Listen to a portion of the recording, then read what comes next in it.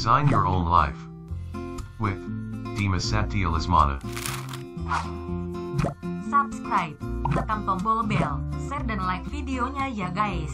Terima kasih. Kita kembali kepada masalah roh. Roh ini di dalam Al-Quran dikatakan wa idza sawaituhu wa nafakhtu fihi min ruhi faqa'u lahu sajidin. Ketika bentuk manusia itu sudah sempurna, lalu kutiupkan ke dalamnya roh dari rohku, maka bersujudlah kamu semuanya. Roh itu adalah bukan materi, dia bukan fisik. Boleh kita katakan fisik saja. Ada fisik yang tidak bisa dilihat oleh mata. Dia ada, bisa dihitung, bisa dijumlahkan, bisa dihimpun, tetapi dia namanya fisikanya fisika partikel.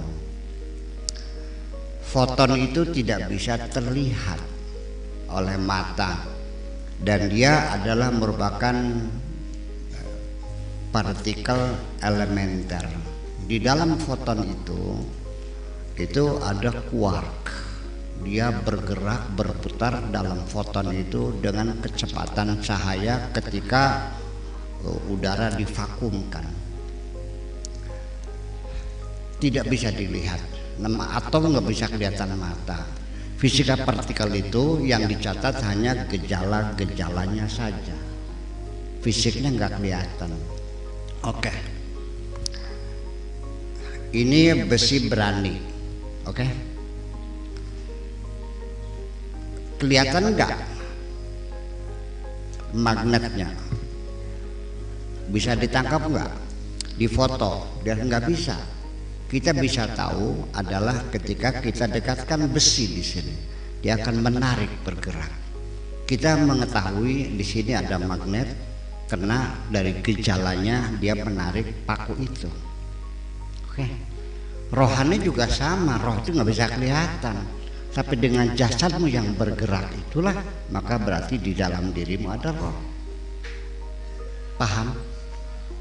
Oke. Jasmani ada kesehatannya, ada sakitnya. Rohani juga ada sehatnya, ada sakitnya. Jasmani kita akan sakit ketika kita makan makanan yang sudah basi, sudah mengandung banyak kuman-kuman dan bakteri, membuat kita mules, kita diare, kita mencret, bisa sampai menghantarkan kepada kematian. Betul nggak? Rohani juga sama, ada makanannya, ada sakitnya. Makanya yang kita jaga kesehatan ini jangan kesehatan jasmani saja, rohani juga sama bisa sakit. Bagaimana sakitnya rohani kita ini? Ya karena membiarkan virus-virus itu masuk dalam rohani kita. Seperti apa virusnya? Oke. Kita punya komputer nggak? Ada software, ada hardware. Software itu nggak kelihatan. Dia suatu sistem, seprogram diinstal ke dalam hardware kita ini, nggak kelihatan. Oke. Ketika kita membuka situs-situs yang nggak benar, ya kan? Ya. Masuk nggak virusnya? Masuk. Melalui apa masuknya? Pakai ada kabelnya nggak? Nggak ada. Nggak. Providernya ada di mana? Ada di London. Ya. Kok bisa masuk komputer kita? Otak kita juga sama. Tolong dikawal otakmu. Jangan biarkan virus-virus masuk di dalam jiwamu itu. Makanya dikawal perasaanmu, hatimu, jiwamu. Jangan suka berselancar ke tempat-tempat yang nggak benar. Ya. Bahwa semua yang benar itu adalah dosa-dosa pikiran, dosa hati. Itu juga membawa virus. Seperti apa? Ketika engkau tidak merasa senang, ketika engkau sakit hati, ada orang dapat rezeki. Ketika ada orang bahagia, kamu sengsara. Ada apa sebetulnya? Kalau ada orang senang, kamu senang, kamu masih manusia. Tapi kalau ada orang senang, kamu susah, segera pergi ke psikiater.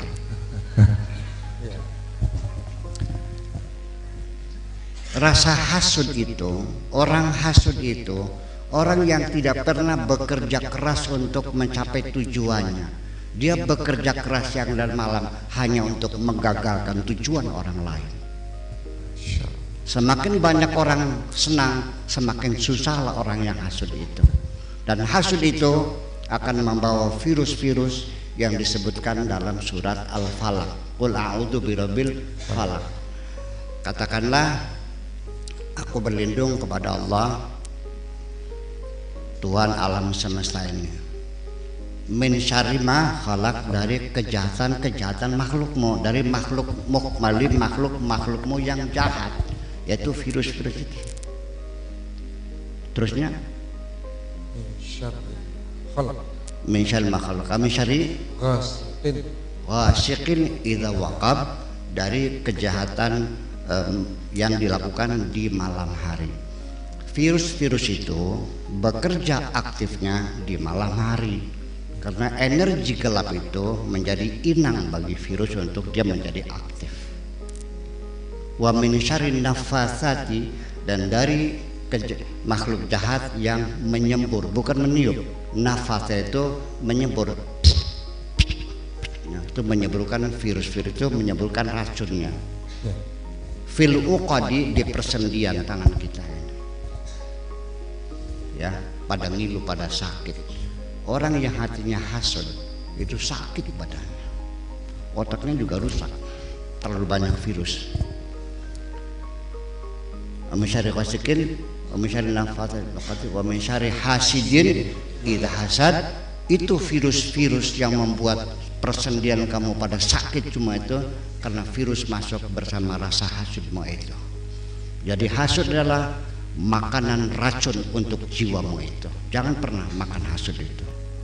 Sebetulnya yang sakit itu bukan jasmani, berawal dari sakit rohani dulu. Manusia itu tidak pernah sakit kok, hanya karena jiwanya yang tidak seimbang. Virus apapun yang masuk dalam tubuhmu, bakteri, kuman, serpihan seluler, partikel-partikel asing yang masuk dalam tubuhmu akan dihabisi oleh leukosit, namanya the white blood cell, sel darah putih. Di dalam sel darah putih itu ada eosinofil, ada basophil, ada neutrofil, ada segala macam. Salah satunya namanya fagosit, itu yang menghabisi racun-racun dalam tubuh itu, termasuk partikel-partikel asing itu. Bagaimana cara kerjanya fagosit bekerja? Mungkin ada ibu-ibu kesehatan di sini. Fagosit itu kerjanya adalah menangkap partikel-partikel asing yang ada dalam darah kita ini dengan mengembangkan membran plasmanya. Ditangkap, dari situ diinterogasi, kamu dari mana, rombongannya berapa, maksud tujuannya apa. Karena terlalu lamanya interogasi, ini virus berkembang dulu. Makanya interogasi harus dilakukan dalam waktu yang secepatnya. Nah, supaya cepat mana? Diperkenalkan dulu virus itu ke dalam tubuh kita, dimatikan di masuk tubuh untuk memperkenalkan virus itu dengan fagosit kita. Titip cuan, kalau ada makhluk seperti ini adalah musuhmu, langsung bantai saja. Itulah namanya imunisasi. Imunisasi ini bekerja bukan dengan jasad, tapi dengan roh kita, dengan menggunakan apa namanya piranti lunak, menggunakan software yang bekerja. Itu. Jadi selama ini orang mengiranya orang-orang itu apa? Ya jelas kita pahami kok, mereka bekerja siang dan malam. Nah, nanti kalau sudah dikasih imunisasi dulu, nah maka fagosit itu secepatnya mengenal ini musuh, Kalau sudah itu identifikasinya jelas, virus jenis apa dan sebagainya, lalu dikirim ke ruangan yang di bawahnya namanya endosom. Disitulah dibantai. Fagosit ini Bu tidak bisa kelihatan mata, harus diperbesar 10.000 kali lipat dibesar baru kelihatan mata pakai mikroskop. Dan itu ada ruangan di tengah namanya endosom. Di situ dibantai, setelah mati baru dikirim ke ruangan mayat namanya isosom. Dari situ lalu dibuang ke lokasi baru. Nah nanti hasil pertarungan itu korban-korban dari 2 tentara yang berkelahi itu, mayat-mayat itu menjadi nanah namanya itu. Ini adalah ilmu, mau percaya silakan, udah ngedusin sama. Iya. Oke, makasih. Oke.